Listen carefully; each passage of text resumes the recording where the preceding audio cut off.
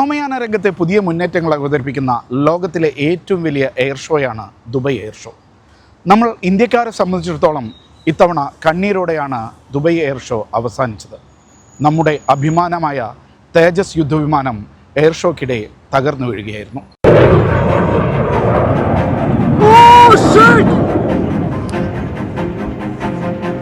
Dubai air ഷോയുടെ അവസാന ദിവസം അഭ്യാസ പ്രകടനങ്ങൾ വീക്ഷിക്കാൻ കാണികൾ ആകാശത്ത് കണ്ണും നട്ട് കാത്തിരുന്ന നിമിഷം.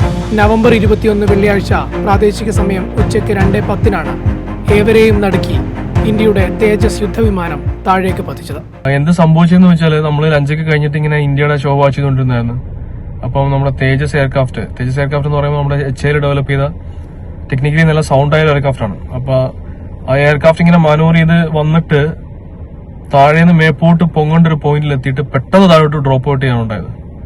അതിന്റെ റീസൺ മോസ്റ്റ്ലി ടെക്നിക്കൽ റീസൺ ആവാനാണ് സാധ്യത. പക്ഷേ ഒരു ഇൻവെസ്റ്റിഗേറ്റ് ചെയ്തിട്ട് ഒഫീഷ്യലി അനൗൺസ് ചെയ്യും എന്താണ് അതിന്റെ റീസൺ എന്ന്. വളരെ ഭയാനകമായ ഒരു അന്തരീക്ഷമായിരുന്നു അന്നേരം ഉണ്ടായത്. ആൾക്കാരൊക്കെ ഇങ്ങനെ കണ്ടിട്ട് തലയെ കൈവച്ചു പോകുന്ന ഒരു അവസ്ഥയാണ് ഉണ്ടായത്. അപകടത്തിൽ പൈലറ്റ് കൊല്ലപ്പെട്ടു. ദുബായ് എയർ ഷോ ആരംഭിച്ചതിന് തൊട്ടു പിന്നാലെ തേജസ് വിമാനത്തിന്റെ സുരക്ഷ സംബന്ധിച്ച വിവാദം ഉടലെടുത്തിരുന്നു. വിമാനത്തിന് എണ്ണച്ചോർച്ചയുണ്ട് എന്നായിരുന്നു സോഷ്യൽ മീഡിയയിലെ പ്രചാരണം. എന്നാൽ ഈ ആരോപണം നിഷേധിച്ച കേന്ദ്ര സർക്കാർ വിമാനത്തിൽ കട്ട പിടിച്ചു നിന്ന വെള്ളം ചോർത്തിക്കളയുന്ന നടപടി ദുർവ്യാഖ്യാനം ചെയ്തു എന്നാണ് വിശദീകരിച്ചത്. തേജസ് വിമാനം തകർന്നു വീണതിനെ തുടർന്ന് ദുബായ് എയർ ഷോയുടെ അവസാന ദിവസം നടക്കേണ്ടിയിരുന്ന പരിപാടികളിൽ മാറ്റം വരുത്തി. കാണികളെയും മറ്റും സുരക്ഷിത സ്ഥാനങ്ങളിലേക്ക് മാറ്റി. വിമാനം തകർന്നു വീഴാനുള്ള കാരണം സംബന്ധിച്ച അന്വേഷണങ്ങൾ പുരോഗമിക്കുകയാണ്. ലോകത്തെ വ്യോമയാന മേഖലയിൽ പുതിയ മാറ്റങ്ങൾ രചിക്കുകയാണ് ദുബായിലെ എയർ ഷോ. ആളില്ലാ വിമാനങ്ങൾ മുതൽ ബോംബർ വിമാനങ്ങൾ വരെ ബോയിങ്ങിനെയും എയർബസിനെയും മറികടക്കാൻ ചൈനയുടെ കൊമാക് ആദ്യമായി ദുബായ് എയർ ഷോയിലെത്തുന്നു എന്ന പ്രത്യേകതയുമുണ്ട്. കോടികളുടെ കരാറിലാണ് ലോകത്തെ പ്രമുഖ എയർലൈനുകൾ ഒപ്പുവെക്കുന്നത്.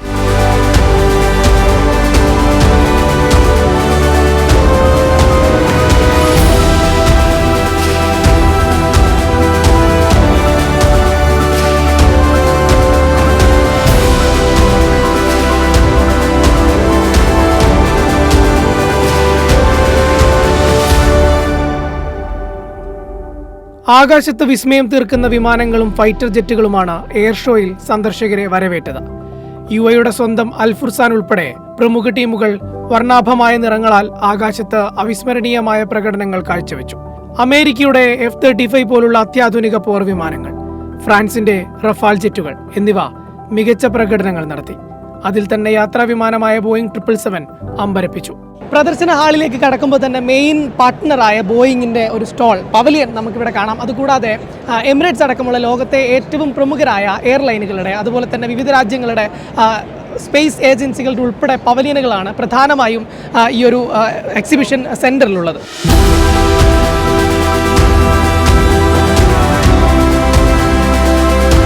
പ്രധാന എയർലൈനുകൾക്ക് പല സുപ്രധാന കരാറുകൾ ഒപ്പിടാനുള്ള വേദിയായും ദുബായ് എയർ ഷോ മാറി. അതിൽ പ്രധാനപ്പെട്ടത് ബോയിങ് 777X വാങ്ങാനുള്ള എമിറേറ്റ്സിന്റെ $38 ബില്യൺ കരാറായിരുന്നു. 65 വിമാനങ്ങളാണ് വാങ്ങുന്നത്. മറ്റൊന്ന് 150 എയർബസ് A321 നിയോ വാങ്ങാനുള്ള ഫ്ലൈ ദുബായിയുടെ $24 ബില്യൺ കരാറായിരുന്നു. അതുവരെ ബോയിങ് വിമാനങ്ങൾ മാത്രം ഉപയോഗിച്ചിരുന്ന ഫ്ലൈ ദുബായ് ആദ്യമായി എയർബസ് വിമാനങ്ങൾക്ക് ഓർഡർ നൽകി എന്ന പ്രത്യേകതയും അതിനുണ്ട്. എമിറേറ്റ്സ് എയർബസുമായി 3.4 ബില്യൺ കരാറും ഫ്ലൈ ദുബായ് ബോയിങ്ങുമായി 13 ബില്യൺ കരാറും പിന്നാലെയെത്തി. Etihad, Gulf Air, Ethiopian Airlines, Air Europa, Buraq Air തുടങ്ങിയ എയർലൈനുകളും കൂടുതൽ വിമാനങ്ങൾ വാങ്ങാനുള്ള വിവിധ കരാറുകളിൽ പങ്കാളികളായി. എയർ ഷോയിൽ വെച്ചു തന്നെ ഏതാണ്ട് $4.9 ബില്യൺ സൈനിക കരാറുകളും ഒപ്പുവെച്ചു. Oh, that was impressive. Actually, the air show this year, it was really special. We have new players in the market, the Chinese, the Russian,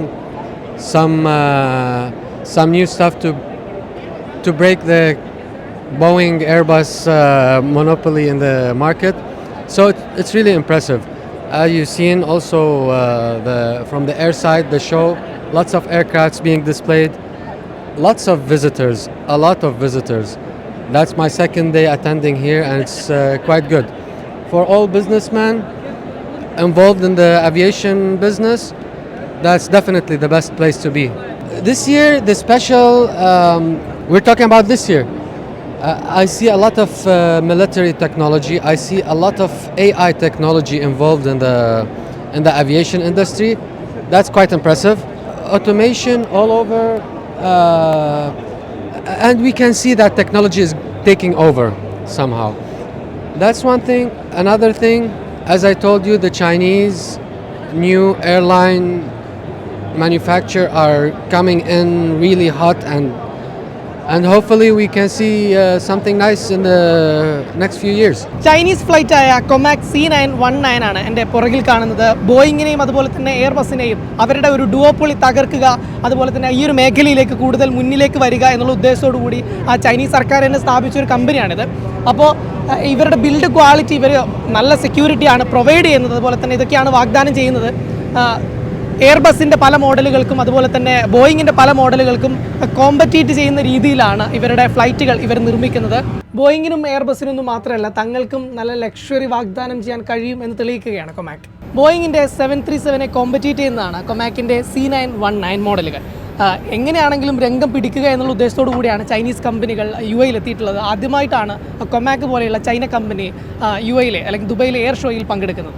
ബോയിങ്ങിനെയും അതുപോലെ തന്നെ എയർബസിനെയൊക്കെ കോമ്പറ്റേറ്റ് ചെയ്യാൻ വേണ്ടിയിട്ട് വന്ന ചൈനയുടെ കൊമാക്ക് എങ്ങനെയാണ്, എന്താണ് കൊമാക്കിൻ്റെ ഒരു ക്വാളിറ്റി, ഇന്റേണൽ ക്വാളിറ്റി എങ്ങനെയുണ്ട് അകത്ത് കയറി നോക്കുമ്പോൾ ഒരു അവസ്ഥ? എന്താ പേര്? എൻ്റെ പേര് അബ്ദുറഹീം. എന്താ കൊമാക്കിനെ വെച്ച് കൊമാക്ക് എയർബസ് ബോയിങ് വെച്ച് കമ്പയർ ചെയ്യുമ്പോൾ അവർ നല്ല എയർക്രാഫ്റ്റ് മാനുഫാക്ചറിങ് കമ്പനിയാണ് ചൈനയിലെ. അവരിവിടെ ദുബായിൽ ഫസ്റ്റ് ടൈമാണ് ലോഞ്ച് വന്നിട്ടുള്ളത് ദുബായ് എയർ ഷോക്ക്. അവിടെ ഇൻറ്റേർണൽ ചെക്ക് ചെയ്യാണ്, ഇൻറ്റീരിയർ ക്യാബിൻസ് ഒക്കെ വളരെ എഫിഷ്യൻ്റ് ആണ്. ഡ്യൂറബിലിറ്റി, സേഫ്റ്റി അതൊക്കെ നോക്കുകയാണെങ്കിൽ ഹൈലി എക്യുപ്ഡ് ആണ്. അവർ ബാക്കിയുള്ള മാനുഫാക്ചറിങ് എയർബസ് ബോയിങ് മാനുഫാക്ചറിങ് ജയൻസുമായി കമ്പയർ ചെയ്യാൻ കെൽപ്പുള്ള ആൾക്കാരാണ്.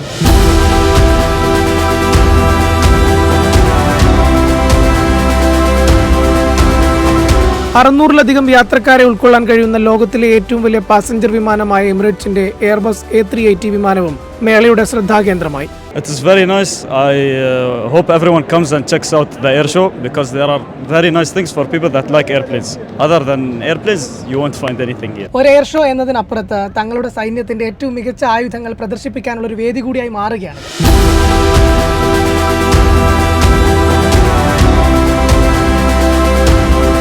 UAE നിർമ്മിച്ച ഓട്ടോണമസ് ആയിട്ടുള്ള ഏരിയൽ അൺമാൻഡ് വെഹിക്കിളാണ് എൻ്റെ പുറകിൽ കാണുന്നത്. ജിനിയ എന്നാണ് ഇതിൻ്റെ പേര്. ഏതാണ്ട് 500 കിലോഗ്രാം ഭാരം വഹിച്ച് 1000 km/h വേഗതയിൽ സഞ്ചരിക്കാൻ ഇതിന് കഴിയും. UAE തന്നെ നിർമ്മിച്ചിട്ടുള്ള ഒന്നാണ്. നമുക്ക് കാണാം ഇതിൻ്റെ ഒരു വലിപ്പവും ഇതിൻ്റെ ഒരു ശേഷിയും നമുക്ക് കാണാൻ സാധിക്കും.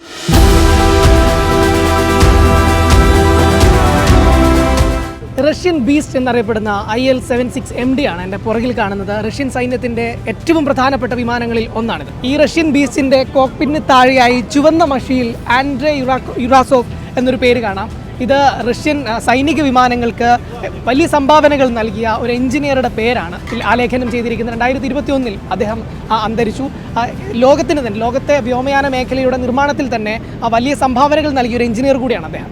റഷ്യൻ സൈന്യത്തിൻ്റെ ഭാഗമായ അൺമാൻഡ് ഡ്രോണുകളും അതുപോലെ തന്നെ സൈനിക ആയുധങ്ങളുമാണ് എൻ്റെ പുറകിൽ കാണുന്നത്.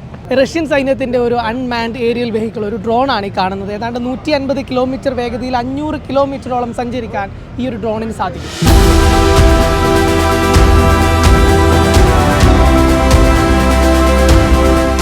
UAE 2026 വരാനിരിക്കുന്ന ഫ്ലൈയിങ് ടാക്സികളും എയർ ഷോയിൽ പറന്നിറങ്ങി. നിരവധി ഡ്രൈവറില്ലാ വിമാനങ്ങളും പുത്തൻ ടെക്നോളജികളും മേളയിൽ പ്രദർശനത്തിനെത്തി. ദുബായ് പോലീസിന്റെ ഉൾപ്പെടെ പങ്കാളിത്തം എടുത്തുകാട്ടി. ലോകമെമ്പാടുമുള്ള 95-ലധികം രാജ്യങ്ങളിൽ നിന്നുള്ള പ്രദർശകരാണ് ഇത്തവണ ദുബായ് എയർ ഷോയിൽ പങ്കെടുത്തത്. 5 ദിവസത്തെ പരിപാടിയിൽ 1,50,000-ലധികം ആളുകൾ സന്ദർശകരായെത്തി. ഈ കണക്കുകൾ തന്നെ ദുബായ് എയർ ഷോയുടെ കുതിപ്പും പ്രാധാന്യവും തെളിയിക്കുന്നതാണ്. അവസാന ദിനം സംഭവിച്ച അപകടം മാറ്റി നിർത്തിയാൽ എയർ ഷോയുടെ പകിട്ടിന് ഒട്ടും കുറവില്ല. അപകടത്തിൽ ജീവൻ പൊലിഞ്ഞ പൈലറ്റിന് പ്രണാമം.